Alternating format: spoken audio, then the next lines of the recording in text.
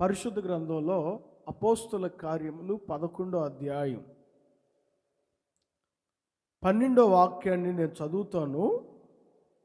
అక్కడ రాయబడిన మాట మీరు జాగ్రత్తగా పరిశీలన చేయగలిగితే, అపోస్తుల కార్యములు 11వ అధ్యాయం 12వ వాక్యాన్ని నేను చదువుతాను, చూడండి. అప్పుడు ఆత్మ, నీవు భేదమేమియూ చేయక వారితో కూడా వెళ్ళమని నాకు సెలవిచ్చెను. ఈ 6 సహోదరులు నాతో కూడా వచ్చిరి. మేము కొర్నేలి ఇంట ప్రవేశించితిమి. చదువుకున్న వాక్య భాగంలో దైవజనుడైన పేతురు చెప్పుచున్న మాట ఇది. గొప్ప దైవజనుడు, ఆది అపోస్తుల దినాలలో సంఘం ఉజ్జీవింపబడి కట్టబడుచు కొన్ని ఆత్మలు రక్షింపబడ్డాయంటే మూలం పేతురే. ఆది అపోస్తుల దినాల్లో పెంతెకోస్తు పండుగ దినమున మొట్టమొదట ప్రారంభమైన ఆ సంఘం ఎన్నో అద్భుతాలు జరిగించారు, ఎన్నో మహత్కార్యాలు జరిగించారు. తన వస్త్రాలు తాకితేనే రోగులు ఎంతోమంది స్వస్థపరచబడ్డారు. అంత గొప్ప దైవజనుడు పేతురు. యేసుక్రీస్తును వెంబడించిన శిష్యుల్లో ప్రధానమైన వాడు. అంత గొప్ప దైవజనుల్లో కొన్ని భేదాలు ఉన్నాయని ఒప్పుకుంటున్నాడు. అక్కడ తను ఒప్పుకుంటున్నాడో లేదో కానీ ఈ 11వ అధ్యాయంలో జరిగిన చరిత్రను కొంచెం గమనించగలిగితే, ఒక 6 దైవజనుడైన పేతురును వెతుక్కుంటూ వచ్చారు. మా యజమానుడు మీ దగ్గరికి పంపారయ్యా, మా యజమానునికి ఒక దర్శనం వచ్చిందట, మిమ్మల్ని తన ఇంటికి పిలుచుకోవాలని. అప్పటికే పేతురు గారు మేడగదిలో కనిపెడుతున్నారు. మేడగది మీద ప్రార్థనాపూర్వకంగా ఒక దుప్పట్లో చతుస్పాద జంతువులన్నీ ఒక దుప్పటి నిండిపోతే ఒక స్వరం వినపడుతుంది, పేతురు వీటిని చంపుకొని తిను, వీటిని చంపుకొని తిను అని. ఇదేంటి చంపుకొని తినమంటున్నాడు? నేను అసహించుకునేవన్నీ ఉన్నాయి ఈ దుప్పట్లో. కొంచెం ఈ సంఘర్షణ, ఈ సంభాషణ అంతా జరుగుతుంది. ఈ లోపల ఆ ఇంటూ ఉన్నవారు ఎవరో నిన్ను వెతుక్కుంటూ కొంతమంది మనుషులు వచ్చారు. వారు ఎందుకు వచ్చారో ఇవన్నీ పేతురుతో చెప్పారు. ప్రియమైన ఆత్మీయులారా, గొప్ప దైవజనుడే తన నడికట్టు ద్వారా ఎంతోమందిని స్వస్థపరిచిన వ్యక్తే, మూలం సంఘాన్ని ఉజ్జీవింపజేసిన వ్యక్తే, కానీ తనలో కొన్ని భేదాలు ఉన్నాయి. కొన్ని తేడా చూపిస్తున్నాడు. కొంతమందిని ఒక రకంగా, మరికొంతమందిని మరొక రకంగా. నాకు ఈ వాక్యం చదువుతున్నప్పుడు కొర్నేలు ఇంటికి వెళ్ళడానికి సందేహించాడు పేతురు. మరి తన కులం కాదనో, ఒకవేళ అతను ఏదైనా తక్కువ కులమనో, అసలు వారి దగ్గరికి నేను వెళ్ళడం ఏంటి, వారే నా దగ్గరికి రావాలి, నా శక్తి నా బలం తెలియదనో. మరి మొత్తానికి పేతురు మనసులో ఏముందో మనకు తెలియదు, కానీ సందేహించాడు వారి ఇంటికి వెళ్ళడానికి. ఆ చరిత్ర అంతా ఈ 11వ అధ్యాయంలో 10వ అధ్యాయం 9వ వాక్యం నుంచి చక్కగా రాయబడి ఉంటుంది.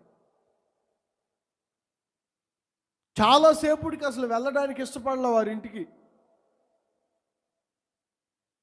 వెంటనే 11వ అధ్యాయం 12వ వాక్యాన్ని చదివితే, అప్పుడు ఆత్మ,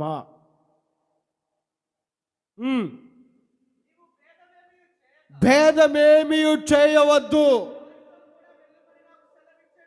దేవుని బిడ్డలలో భేదాలు ఉండకూడదు. ఓయ్, భేదమేమీ చేయవద్దు. తిన్నగా లేచెళ్ళు,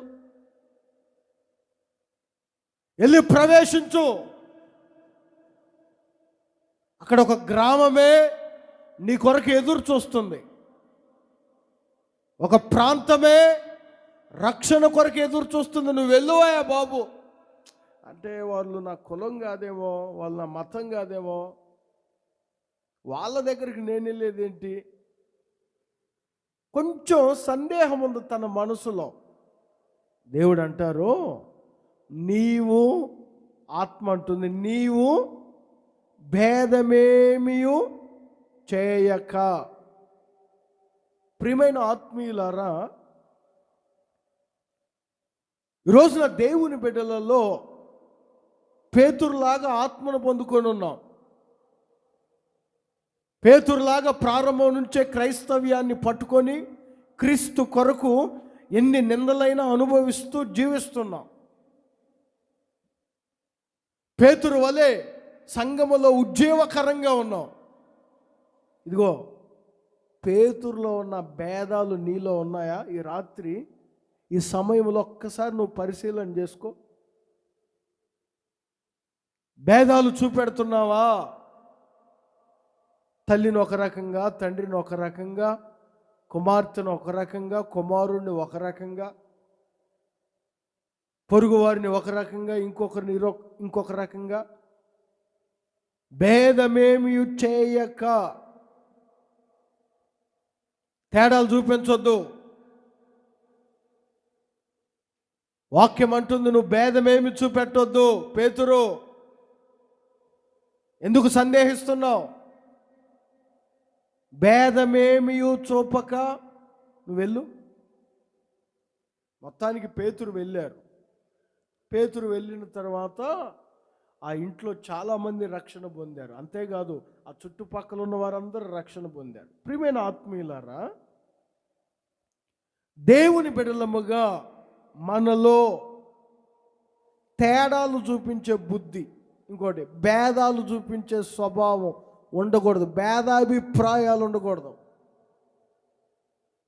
నేను ఒక మాట చదివిస్తాను చూడండి. రోమాపత్రిక 2వ అధ్యాయం, రోమీలకు రాసిన పత్రిక 2వ అధ్యాయం 8వ వాక్యాన్ని చదివితే, ఈ భేదాలు పుట్టించేవాడు ఎవడైనా ఉన్నాడంటే వాడు ముందు చూడండి, సత్యమునకు లోబడక.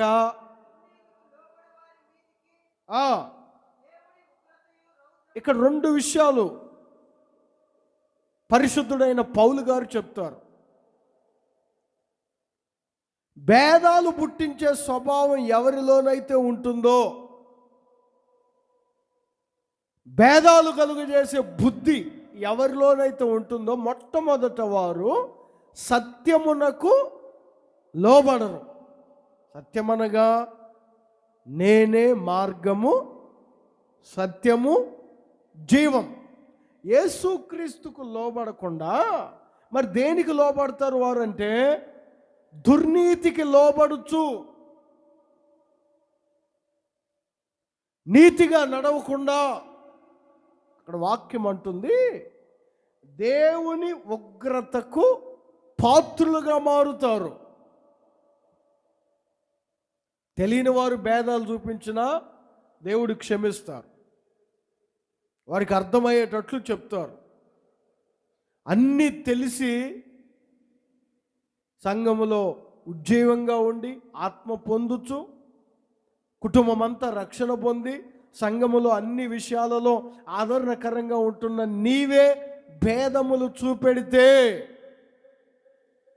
అక్కడ ఒక వాక్యం ఉంటుంది, దేవుని ఉగ్రత రౌద్రముగా వచ్చును. ప్రియమైన ఆత్మీయులారా, ఈ కడవరి దినాలలో దేవుని ఉగ్రతకు నీవు నేను పాత్రులుగా మారకముందే ఈ భేదములు కలుగజేసే బుద్ధి, భేదాభిప్రాయాలు కలుగజేసే స్వభావం, భేదాలు పుట్టించే ఆత్మ ఒకవేళ నీలో ఏమైనా ఉంటే తీసివేసుకో. ఈ వాక్యం వినేటప్పుడే పరిశుద్ధాత్మను అడుగు, నాలో భేదములుంటే తొలగించండి అయ్యా అని. ఎందుకంటే యేసుక్రీస్తు అందరికీ, చెప్పండి, అందరికీ ప్రభువు, ఆయన అందరి ఎడల ఉపకారి అయి ఉన్నాడు. ఇక ఇందులో ఏ భేదము లేదు. మరి మనం ఎందుకు భేదాలు చూపించడం? కొంతమంది విశ్వాసులలో, కొంతమంది దేవుని బిడ్డలలో ఈ భేదాలు చాలా ఎక్కువైపోతున్నాయి కడవరి దినాల్లో. ఆ సేవకుడు మా కులమేనా? ఏమండి? ఆ విశ్వాసి మా కులమేనా? వాడు మా కులపోడేనా? మా కులపోడు అయితేనే ఓట్లు వేస్తాం. అర్థమవుతుందా? ఎందుకు భేదం? పేతురు, ఏ భేదము లేకుండా నువ్వు వెళ్ళు. ఎందుకు సందేహిస్తున్నావు? నీ కులమానే? నీ కులం కాదనే? నీ కులపోలకు ఒక న్యాయం, ఇంకొక కులపోలకు ఇంకొక న్యాయమా? ఎందుకు పేతురు భేదం? వెళ్ళి ఆ ఇంట ప్రవేశించు. నేను నీకు ఏం చెప్పానో ఆ మాటలు చెప్పు. నీ మాటల కొరకు ఎదురు చూస్తున్నారు. ఆత్మీయులలో అసలు ఎందుకు ఈ భేదాలు కలుగుతున్నాయి? దేవుని నమ్ముకున్న తర్వాత కూడా, రక్షణ పొందిన తర్వాత కూడా, మారు మనసు పొంది దేవుని సంఘములో అంటు కట్టబడ్డ తర్వాత కూడా ఎందుకండి ఈ భేదాలు? భేదాలు ఉంచకండి మీ హృదయంలో. భేదాభిప్రాయాలకు చోటు ఇవ్వద్దు. ఒకవేళ నీ తల్లి నీకు అన్యాయం చేస్తుందని తెలిసినా, ఒకవేళ నీ తండ్రి నీకు అన్యాయం చేస్తున్నాడని తెలిసినా, నీ అక్క నీకు అన్యాయం చేస్తుంది, లేదా నీ చెల్లి నీకు అన్యాయం చేస్తుంది, లేదా నీ తమ్ముడు లేదా నీ అన్న నీకు అన్యాయం చేస్తున్నాడని తెలిసినా దేవునికి విడిచిపెట్టండి. ఎందుకంటే ఆయన న్యాయము చేయగలిగిన వాడు. అంతేగాని భేదాలు లేవనెత్తి, తేడాలు నీవే చూపించి వారి మీద నేరం మోపకండి. అసలు దేవుని బిడ్డల్లో ఈ భేదాలు ఎందుకు కలుగుతున్నాయి? భేదాలు పుట్టించే ఆత్మ ఎందుకు మనలో ప్రవేశిస్తుంది? కొన్ని మాటలు నేను మీతో చెప్తాను, కొంచెం జాగ్రత్తగా వినండి. పరిశుద్ధ గ్రంథంలో యాకోబు రాసిన పత్రిక 2వ అధ్యాయం, అందరూ చూడాలి. యాకోబు రాసిన పత్రిక 2వ అధ్యాయం 1వ వాక్యం నుంచి 8వ వాక్యం వరకు జాగ్రత్తగా చదువుకొనగలిగితే కొన్ని ప్రాముఖ్యమైన మాటలు యాకోబు, దైవజనుడైన యాకోబు చక్కగా వివరిస్తారు. ఆయన చెప్పుచున్న మాటల్లో ఉన్న ఆంతర్యాన్ని గమనించండి. కొన్ని మాటలు చెప్తాను చూడండి. 2వ వాక్యం నుంచి ఉంటాయి చూడండి, నేను చదువుతాను. ఏలగనగా బంగారు ఉంగరం పెట్టుకొని ప్రశస్త వస్త్రములు ధరించుకున్న ఒకడు మీ సమాజ మందిరములోనికి వచ్చినప్పుడు, మురికి బట్టలు కట్టుకున్న దరిద్రుడు లోపలికి వచ్చిన ఎడల మీరు ప్రశస్త వస్త్రములు ధరించుకొనిన వాడిని చూసి సన్మానించి, నీవిక్కడ మంచి స్థలములో కూర్చుండమని చెప్పి, ఆ దరిద్రునితో నీవిక్కడ నిలువుము, లేక ఇక్కడ నా పాదపీఠమునకు దిగువన కూర్చుండమని చెప్పిన ఎడల మీ మనసులలో, చూడండి ఆ మాటను గమనించండి, మీ మనసులలో భేదములు పెట్టుకొని మీరు దురాలోచనతో విమర్శ చేసిన వారగుదురు కదా. నా ప్రియ సహోదరులారా, ఆలకించుడి. ఈ లోక విషయములో దరిద్రులైన వారిని విశ్వాసమందు భాగ్యవంతులుగాను, తన్ను ప్రేమించిన వారికి తాను వాగ్దానము చేసిన రాజ్యమునకు వారసులుగాను ఉండుటకు దేవుడు ఏర్పరచుకొనలేదా? అయితే మీరు దరిద్రులను అవమానపరచుదురు, ధనవంతులు మీ మీద కఠినముగా అధికారము చూపుదురు. నేను చెప్పే మాటలు జాగ్రత్తగా వినండి. 8వ వాక్యంలో ఒక మాట ఉంటుంది. మెట్టుకు నీవలే నీ పొరుగు వాని ప్రేమించును, లేఖనములో ఉన్నట్టి ప్రాముఖ్యమైన ఈ ఆజ్ఞను మీరు నెరవేర్చిన ఎడల బాగుగానే ప్రవర్తించువారగుదురు. ఈ భేదములు కలుగజేసే ఆత్మ రావడానికి కారణం ఏమిటంటే పొరుగు వాని మీద ప్రేమ లేక. చెప్పండి అందరూ. పొరుగు వాని మీద ప్రేమ లేక. ధనవంతులను ఒక రకంగా, దరిద్రులను మరొక రకంగా. దైవజనుడైన యాకోబు అంటారు చూడండి, ఎందుకు మీరు ఇలా చేస్తున్నారు? పొరుగువాని మీద మీరు ప్రేమ చూపించిన వారైతే వాక్యము మీ ద్వారా నెరవేర్చబడినట్లే కదా. రోజున దేవుని ప్రియులారా, ఎంతవరకు నీతో నీ పొరుగువాణ్ణి నీవు ప్రేమించగలుగుతున్నావు?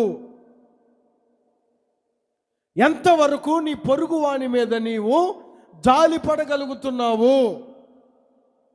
ఎంతవరకు నీ పొరుగువానిది ఆశించకుండా వానిని ప్రేమించుచు వానిని గౌరవిస్తున్నావు? ఈ భేదములు కలుగజేసే స్వభావం నీలో ప్రవేశించడానికి కారణం ఏమిటంటే పొరుగువానిని ప్రేమించలేకపోతున్నారు, పొరుగువాడిని గౌరవించలేకపోతున్నారు. అక్కడ దైవజనుడు అదే అంటారు, పొరుగువాని మీద ప్రేమ లేదు. నీ పొరుగువాడు ఎవరైనా నిన్ను దూషించినా, నీ మీద నిప్పులు చిమ్ముతున్నా, నిన్ను ఉరిమి చూస్తున్నా, నీ మీద దూషణకరమైన మాటలు మాట్లాడినా, నీ మీద అవమానకరమైన లేనిపోని మాటలు ఎన్ని చెప్పినా, ఇదిగో పొరుగువానిని ప్రేమించు. ప్రేమ లేకనే భేదాలు కలుగుతున్నాయి. ప్రేమ లేకనే భేదాభిప్రాయాలు తలెత్తుతున్నాయి. నేను మీకు ఒక మాట చెప్తాను, జాగ్రత్తగా వినండి. త్రోవ ప్రక్కన కొర ప్రాణముతో చావు బ్రతుకుల మధ్యలో ఒకడు పడిపోయి ఉన్నాడు. వాడు ఎందుకు పడిపోయాడు? యెరూషలేము నుంచి యెరికోకి దిగి వస్తున్నాడు, దొంగల చేతికి చిక్కాడు, దొంగలు అతను కొట్టారు, అతని వస్త్రములు దోచుకున్నారు, అతని దగ్గరదంతా తీసుకొని కొర ప్రాణంతో త్రోవ ప్రక్కన పడేశారు. ఆ దారిలోనే యాజకుడు వెళ్ళారు. ఆ దారిలోనే నెక్స్ట్ లేవీయుడు వెళ్ళాడు. ఆ దారిలోనే సమరయుడు వెళ్ళాడు. ఇప్పుడు కొర ప్రాణముతో పడి ఉన్నవాడిని యాజకుడు చూడలేదా? చెప్పండి, మీరు చూశారా? చూడలేదా? లేవీయుడు చూశాడా? చూడలేదా? చూశాడు. సమరయుడు చూశాడా? చూడలేదా? చూశాడు. మరి ఎవరో పొరుగు వాడిని ప్రేమించినట్లు? ఎవరు ఆ పొరుగు వాడిని చేరదీసినట్లు? ఎవరు ఆ పొరుగు వాడిని పరామర్శించినట్లు? ఎవరు ఆ పొరుగు వాడిని ప్రేమించి వాక్యాన్ని నెరవేర్చినట్లు? మొట్టమొదటి యాజకుడు చూశాడు కదా. యాజకుడు చారదీయొచ్చు కదండి, నా కులం కాదనే, వీరి దగ్గరికి నేను వెళ్ళేది ఏంది, వాడి నా దగ్గరికి రావాలనే, నేను ఎందుకు కాదు ఈ దారిలో వెళ్తుంది, నాకు చాలా పనులు ఉన్నాయి, నేను వెళ్ళి వాక్యం చెప్పాలనే. మరి పొరుగువాడు చావు బ్రతుకుల మధ్యలో కొట్టుమిట్లాడుతూ ఉంటే ప్రేమించవలసిన నీవు వాక్యం కొరకు ప్రాకులాడతావేంటి? కులం కొరకు ప్రాకులాడతావేంటి? నేను ఎక్కువలో ఉన్నాను, వీడు తక్కువలో ఉన్నాడంటే నీవు ఒకప్పుడు ఆ స్థితిలో నుంచి వచ్చిన వాడివే కదా. కొంతమంది చూడండి, వాడు కొర ప్రాణంతో కొట్టుమిట్టాడుతుంటే పొరపాటున పట్టించుకోవడం లేదు. లేవీడు వెళ్ళాడు, నాకెందుకు లేబ్బా ఈ కష్టం, నాకెందుకు రోజున దేవుని ప్రియులారా, చాలామంది పొరుగువారు క్రీస్తును గుర్తించలేక, క్రీస్తు మార్గములో నడవలేక, యేసు క్రీస్తే రక్షకుడని తెలుసుకోలేక, యేసు క్రీస్తే లోక రక్షకుడు, మన పాపముల నుంచి విడిపించడానికి ఈ లోకానికి వచ్చారు అని గుర్తించలేక ఎంతమంది క్రీస్తు ప్రేమను కోల్పోయి పొరుగువారు జీవిస్తున్నారు. వారికి దేవుని ప్రేమను నీ ద్వారా చూపించలేకపోతున్నావంటే నీలో ఏదో భేదములు కలుగుతున్నాయి, ఏదో భేదాభిప్రాయాలు ఉన్నాయి నీలో.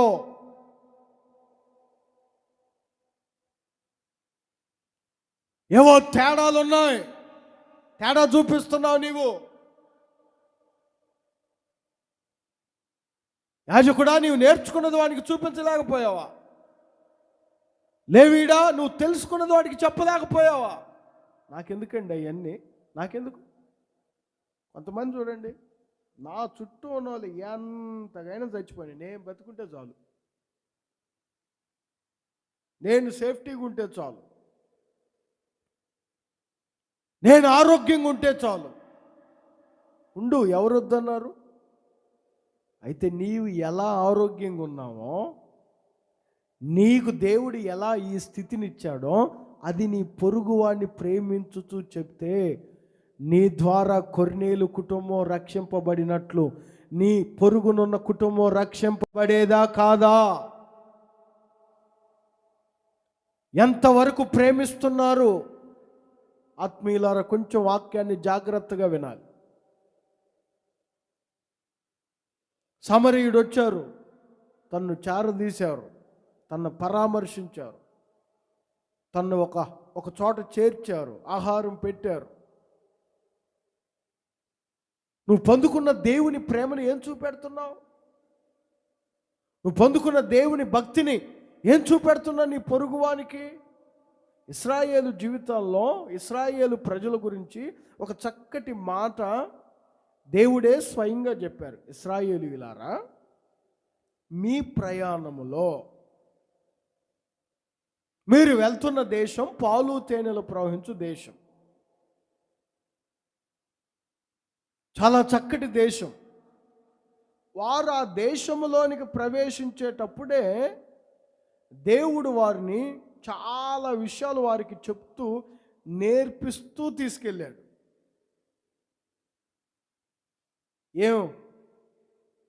ఒట్టి తిండి మాత్రమే పెట్టి పంపించలేదు. వారికి చాలా విషయాలు, ప్రతిరోజు వారు ఒక క్రొత్త అనుభూతిని పొందుకుంటూ వెళ్ళారు. వారికి చెప్పిన ఒక మాట నేను మీతో చెప్తాను చూడండి. ద్వితీయోపదేశకాండం 25వ అధ్యాయం,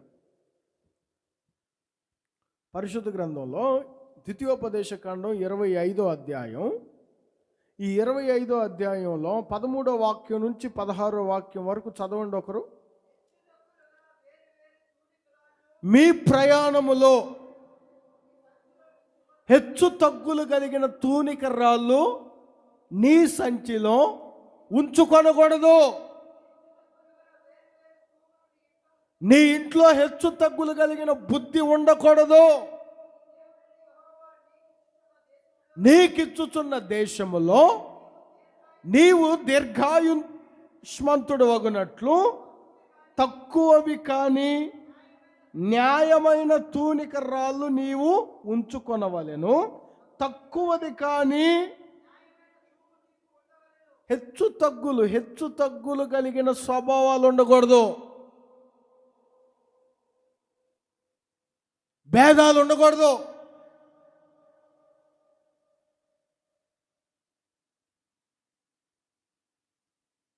ఎందుకు ప్రేమించలేకపోతున్నావు? సేవకుడు ఒకరిని నిలబెట్టి వారి గురించి కొంచెం గొప్పగా చెప్పాడంటే చాలు, కింద కొంతమంది కూర్చున్న వాళ్ళంతా ఇక లోపల ఇక అదొక టైపులో మారిపోతుంటారు కొంతమంది. హెచ్చు తగ్గులు కలిగిన స్వభావం ఉండకూడదు.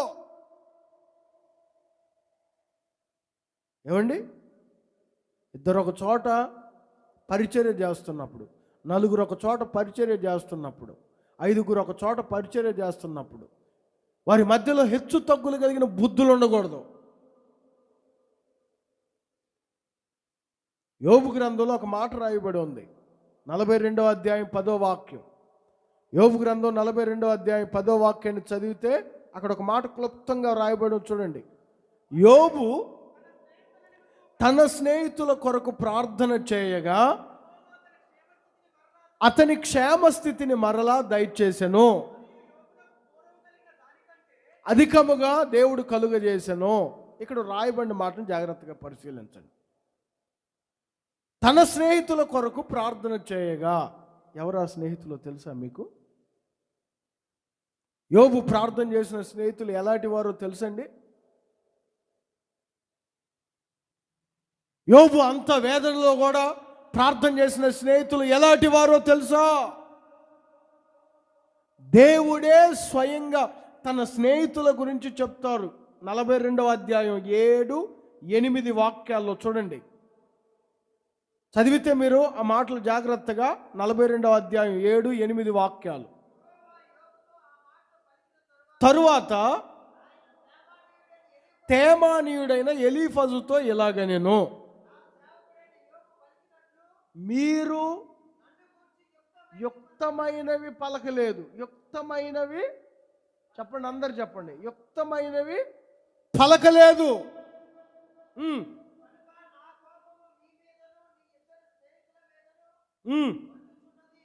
యుక్తమైనవి పలకలేదురా మీరు.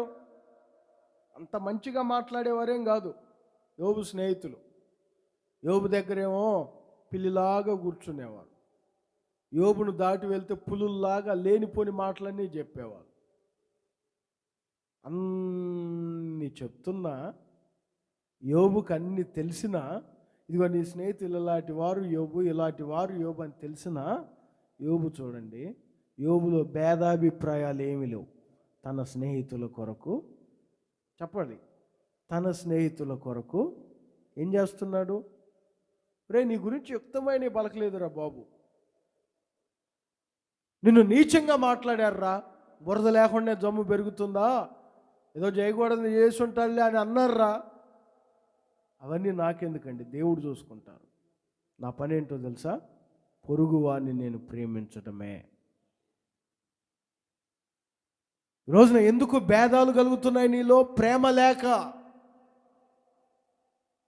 ప్రేమించే గుణము లేక, ప్రేమించే స్వభావం లేక. ఇంకొక మాట కూడా చెప్తాను చూడండి. యోధా పత్రిక, యోధా వ్రాసిన పత్రిక 9వ వాక్యం. యోధా వ్రాసిన పత్రిక 9వ వాక్యాన్ని చదివితే, యోధా వ్రాసిన పత్రిక 19వ వాక్యం. అట్టివారు ప్రకృతి సంబంధులను ఆత్మ లేని వారునై ఉండి భేదములు కలుగజేయుచున్నారు. ఈ భేదములు అసలు ఎలా ప్రవేశిస్తాయంటే, ఒకటి చెప్పాను, పొరుగువాని మీద ప్రేమ లేక. రెండవ మాటను చూడండి, దైవజనుడైన యూదా చెప్తారు, ప్రకృతి సంబంధులలో భేదాలు పుడతాయి. వాడికి ఆత్మ ఉండదు. ప్రకృతి సంబంధులు అనగా శరీర సంబంధులు, లోక సంబంధులు అనుకోండి. రోజున దేవుని ప్రియులారా, దేవుణ్ణి ఎరిగాము, మారు మనసు పొందాము, సంఘములో స్థిరపరచబడ్డాము, ఆయన శరీరాన్ని, ఆయన రక్తాన్ని భుజించుచు పానము చేస్తున్నాము. మనం ఏ సంబంధులుగా ఉన్నాం? ఆత్మ సంబంధుడిగా ఉన్నావా, ఇంకా లేదా ప్రకృతి సంబంధులుగా కూర్చొని భేదాలు కలుగు చేసుకుంటూ కూర్చున్నావు. ప్రకృతి సంబంధిగా ఉండి, పాస్టర్ గారు వారిని తీసుకెళ్ళాడు, నిన్నెందుకు తీసుకెళ్ళలేదు? పాస్టర్ గారు ఆమెకి ప్రార్థన చేశాడు, నీకెందుకు చేయలేదు? పాస్టర్ గారు ఆమెకు భోజనం పెట్టాడు, నీకెందుకు పెట్టలేదు? ఇవన్నీ మాట్లాడుకునేది ఎవరంటే ప్రకృతి సంబంధులు, ఆత్మ లేని వారు. అసలు భేదం ఎందుకు వచ్చింది నీకు? ఈ రోజున ఆమెకు ఆహారం పెట్టాడు, రేపు నీకు పెడతాడేమో పిలిచి, రేపు నిన్ను ప్రేమిస్తారేమో, రేపు నిన్ను తీసుకొని వెళ్తారేమో, రేపు నిన్ను గౌరవిస్తాడేమో. అసలు ఈ భేదాలు ఎందుకు వచ్చినాయి? నువ్వు ప్రకృతి సంబంధివే, నువ్వు శరీర సంబంధివే. గలతీయులకు రాసిన పత్రిక 5వ అధ్యాయం 20వ వాక్యం, 21వ వాక్యం, 22వ వాక్యాన్ని చదివితే అక్కడ కొన్ని మాటలు క్లుప్తంగా రాయబడి ఉంటాయి. చూడండి. భేదములు, విమతములు, అసూయలు. 19వ వాక్యం చూడండి. శరీర కార్యములు స్పష్టమై ఉన్నవి. ఏంటా శరీర కార్యాలు? ఏంటా శరీర సంబంధమైన అలవాట్లు అంటే భేదములు అని కూడా ఉంటుంది. చూడండి, నువ్వు భేదాలు పుట్టిస్తున్నావంటే సంఘములో, కుటుంబములో నువ్వు భేదాలు కలుగు చేస్తున్నావంటే, ఇద్దరి మధ్యలో నువ్వు భేదాభిప్రాయాలు లేవనెత్తుతున్నావంటే నువ్వు శరీర సంబంధివే. శరీర కార్యములు నీలో క్రియ చేస్తున్నాయి. ఎందుకంటే వాక్యం ఏమంటుంది? శరీర కార్యములు ఏవనగా అవి భేదములు, మంచివి కాదు అవి. భేదాలు కలుగు చేసే ఆత్మ నీలో ఉంటే ఇంకా నువ్వు ప్రకృతి సంబంధమైన మనుష్యుడివే, ఆత్మ సంబంధమైన మనిషిగా మారలా. సరే ఆలోచించండి, ఎందుకు భేదాలు? క్రీస్తు నుంచి మనల్ని దూరం చేయవా? కొంతమంది నేను చూశాను నా సేవా జీవితంలో, నాకు చాలా తక్కువ సేవా జీవితం అయినా చాలామంది గమనించాను. సంఘములో స్థిరపడలేకపోయిన వారందరూ భేదాలు మాట్లాడిన వారే, భేదాలు కలుగు చేసిన వారే, భేదాభిప్రాయాలు పుట్టించిన వాళ్ళే. వాళ్ళు పుట్టిస్తే బాగానే ఉంటుంది. మంచి విశ్వాసులు కూడా భేదాలు కలుగు చేస్తారు కొంతమంది. శరీర కార్యాలండి అవి, శరీర కార్యాలు. దావీదు సంతోషంగా నిబంధన మందసం దొరికింది, నాకు చాలా నిబంధన మందసం దొరికింది అని చాలా సంతోషంగా ఆ నిబంధన మందసాన్ని తన పురానికి తీసుకొస్తూ అసలు విచ్చలవిడిగా నాట్యం ఆడుతున్నాడు. ఇప్పటి వరకు నిబంధన మందసం మన మధ్య లేదు, చాలా నష్టపోయాము.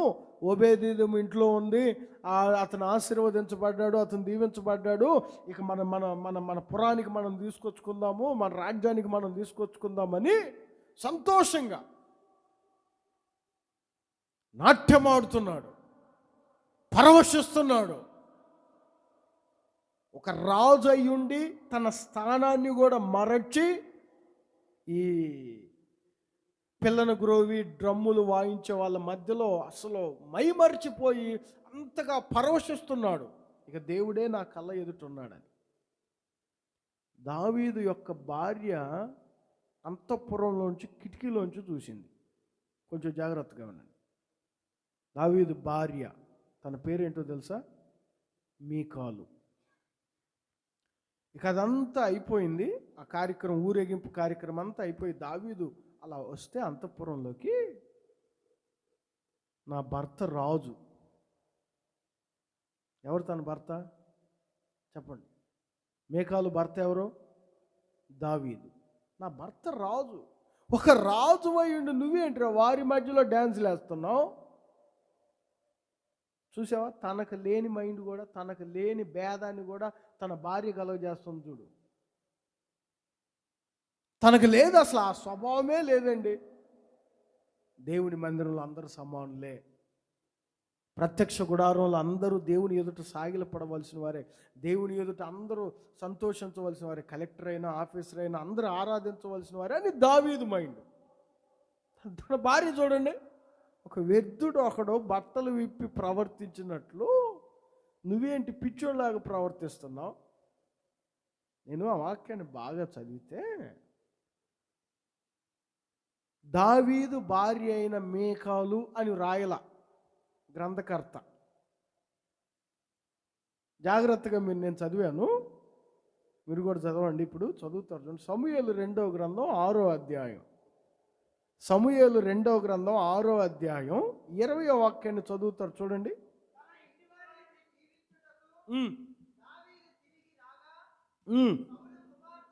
ఆగండి, ఒక నిమిషం ఆగాల. తల్లపైకి లేపు నా మాటని. పెళ్ళైన తర్వాత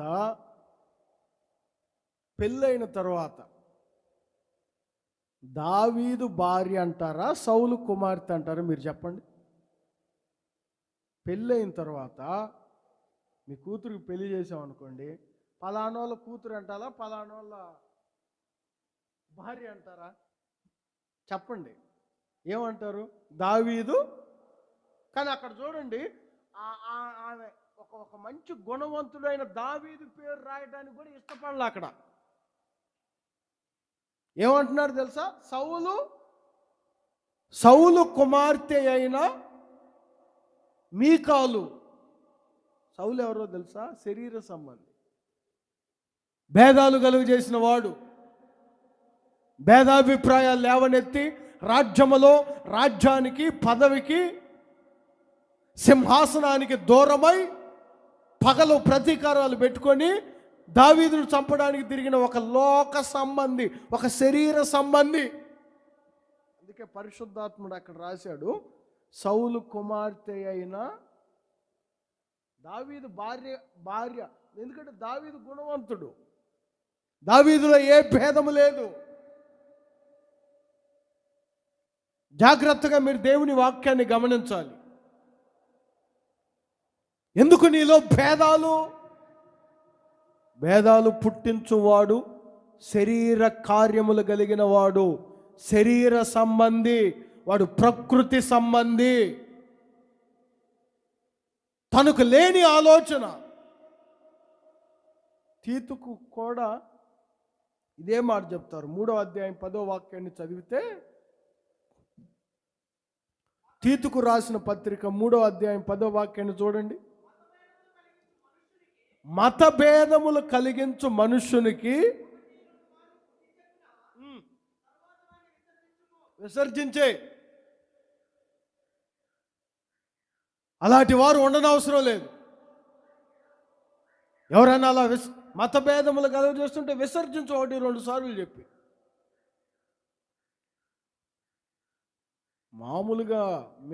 మామూలుగా క్లాస్ బేకల దావీదు ఆ రోజు 2 మాటలు నేను మీతో చెప్పాను. మొదటిగా, భేదములు కలుగజేసే ఈ బుద్ధి ఎవరిలో ఉంటుందంటే చెప్పండి, పొరుగు వాని మీద ప్రేమ లేకపోతే. రెండవదిగా, ప్రకృతి సంబంధులు, శరీర కార్యములు కలిగిన వారు. మరొక మాట కూడా చెప్తాను చూడండి. దానియేలు గ్రంథం, అందరూ చూడాలి. దానియేలు గ్రంథం 2వ అధ్యాయం 41వ వాక్యాన్ని చదువుతారు చూడండి. దానియేలు గ్రంథం 2వ అధ్యాయం 41వ వాక్యాన్ని చదివితే, పాదములను వేళ్ళను కొంత మటుకు మట్టిగాను కనబడిన గనుక జాగ్రత్తగా వినాలి. రాజ్యం అన్న చోట కుటుంబం అనుకోండి, రాజ్యం అన్న చోట సంఘం అనుకోండి, రాజ్యం అన్న చోట నీవు అనుకోండి. ఇప్పుడు ఆ రాజ్యములో భేదములు కలగటానికి కారణం ఏమిటో తెలుసా రాజుగారు? ఆ రాజ్యం కొంత మటుకు మట్టి, మరికొంత మటుకు ఇనుము. జాగ్రత్తగా వినాలి. అక్కడ వాక్యాన్ని మీరు చదివితే కొంత మటుకు ఇనుము, కొంత మటుకు మట్టి. కనుకనే ఆ రాజ్యములో భేదములుండెను. ఈ భేదాలు కలుగజేసే ఆత్మ ఎవరిలో వస్తుందంటే కొంత మటుకు ఏమో మట్టి, మరి కొంత మటుకు, చెప్పండి అందరూ చెప్పాలి. కొంత మటుకేమో ఇనుము, మరి కొంత మటుకేమో మట్టి. కాసేపు ఏమో మట్టి మాటలు మాట్లాడుతుంటారు, కాసేపు ఏమో ఇనప మాటలు మాట్లాడుతుంటారు. అంటే దాని అర్థం ఏంటో తెలుసా? కాసేపు ఏమో బలహీనమైన మాటలు మాట్లాడుతుంటారు. మట్టి బలహీనమైనది, ఇనుము, చెప్పండి, ఇనుము బలమైనది. రోజున దేవుని బిడ్డల్లో కూడా చాలామంది చూడండి, నిలకడ ఉండదు. కాసేపు స్ట్రాంగ్గా ఉంటారు, కాసేపు వీక్గా ఉంటారు. రాజా, ఆ రాజ్యంలో భేదాలు ఉంటాయి. ఎందుకో? ఆ రాజ్యం కొంత మటుకు మట్టి, మరి కొంత మటుకు ఇనుము. దేవుని ప్రియులారా, మీరు కూడా అలా ఉన్నారా? ఒక్కొక్కసారి చాలా బలంగా ఉంటారు. నాకేంటి, దేవుడు ఉన్నారు, నన్ను నడిపిస్తారు, నా కుటుంబాన్ని పోషిస్తారు, నన్ను కాపాడుతారు, నా పిల్లల్ని కాపాడుతారని చాలా స్ట్రాంగ్గా ఇనుములాగా ఉంటారు. కొన్ని సందర్భాల్లో మాత్రం నా జీవితం అయిపోయింది, నాకెవరు లేరు, అందరూ నన్ను వదిలేశారు, నా శరీరం కూడా నన్ను విడిచిపెట్టింది, అసలు నా బ్రతికేందుకు? ఈ నిలకడ లేకుండా చూడండి, ఈ వీక్గా లేదా స్ట్రాంగ్గా, ఈ నిలకడ లేని స్వభావం ఎవరిలోనైతే ఉంటుందో అలాంటి వారి కుటుంబంలో, అలాంటి వారి వ్యక్తిగత జీవితంలో, అలాంటి వారి సంఘములో ఏముంటాయి? చెప్పండి అందరూ, ఏముంటాయి? భేదాలు, నులివెచ్చని అనుభవం, నిలకడ ఉండదు. దేవుని బిడ్డలు ఎలా ఉండాలి చెప్పండి? దేవుని బిడ్డలు ఎలా ఉండాలి? నిలకడగా, ధైర్యవంతుల్లాగా. పేతురు జీవితాన్ని చూడండి, కొంచెంసేపు మట్టి మాటలన్నీ మాట్లాడుతుంటాడు, కొంచెంసేపు ఇనప మాటలు మాట్లాడుతుంటాడు. మరణం కూడా నీతో, మరణానికైనా నీతో వచ్చుటకు నేను సిద్ధమే అంటాడు. ఇదేంటి? కొంత మటుకు, చెప్పండి, కొంత మటుకు ఏంటి ఇది? ఇనుము. చిన్న పాప, ఏంటి నువ్వు యేసు ప్రభుతో ఉన్నావంటే అసలు ఆయన ఎవరు, ఆయనకి నాకు చెప్పరేంటి, ఆయనకి నాకు సంబంధమే లేదు. ఇదేంటి? కొంత మటుకు, చెప్పండి, కొంత మటుకు ఇది మట్టి. దేవుని ప్రియులారా, మీరు కూడా అలా ఉన్నారా? అలా ఉంటే భేదాలు ఉంటాయి, భేదాలు కలుగు చేసే స్వభావం ఉంటుంది, భేదాభిప్రాయాలు ఉంటాయి. ఒక రూతు వలె నిలకడగా ఉండండి. Praise the lord. మట్టి మాటలు మాట్లాడవద్దు, ఇనప మాటలు మాట్లాడవద్దు. మట్టిలాగా ప్రవర్తించకండి, ఇనుములాగా ప్రవర్తించకండి. దేవుని బిడ్డలు కోత ఆరంభము నుంచి కోత ముగించేంత వరకు నిలకడగా జీవించండి. అలా నిలకడగా ఉంటే రూతును ఆశీర్వదించిన దేవుడు, ఒక విధవరాలు, అన్నీ కోల్పోయి ఊరు కాని ఊరు వచ్చింది, దేశం కాని దేశం వచ్చింది, అయినా రూతును బహుగా ఆశీర్వదించారు. ఎందుకో తెలుసా? ఆమె నిలకడ. మట్టి మాటలు మాట్లాడదు, ఆమె ఇనప మాటలు మాట్లాడదు, మట్టిలాగా ప్రవర్తించదో, ఇనుములాగా ప్రవర్తించదో, అన్ని వేళలా నిలకడగానే ఉంటుంది. Praise the Lord. హల్లెలూయా. ఋతు గ్రంథంలో అదే రాయబడి ఉంటుంది, మీరు చదువుకున్న తర్వాత 2వ అధ్యాయం 23వ వాక్యంలో. నిలకడగా జీవించెను. చదవండి ఒకసారి 2వ అధ్యాయం 23వ వాక్యం. ముగియు వరకు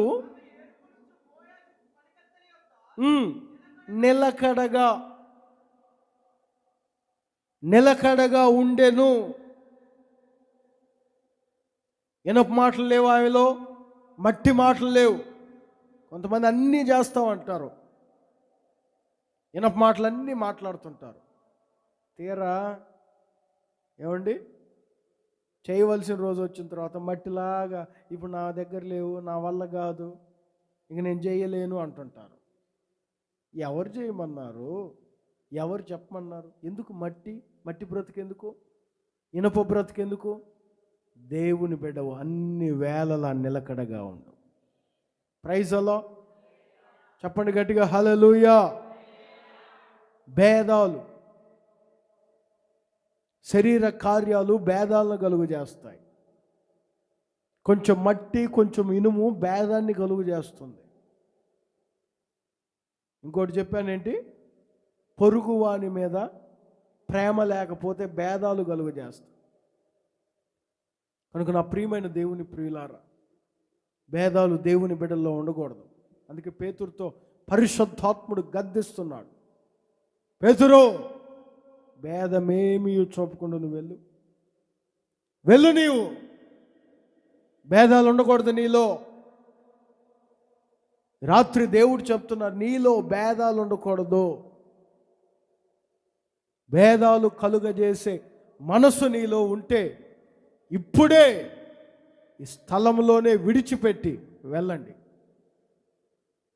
నా ప్రభువు నిన్ను బహుగా ఆశీర్వదించబోతున్నారు, గొప్పగా దీవించబోతున్నారు. ప్రభు ఈ మాటలు మీ హృదయంలో భద్రపరచునుగాక.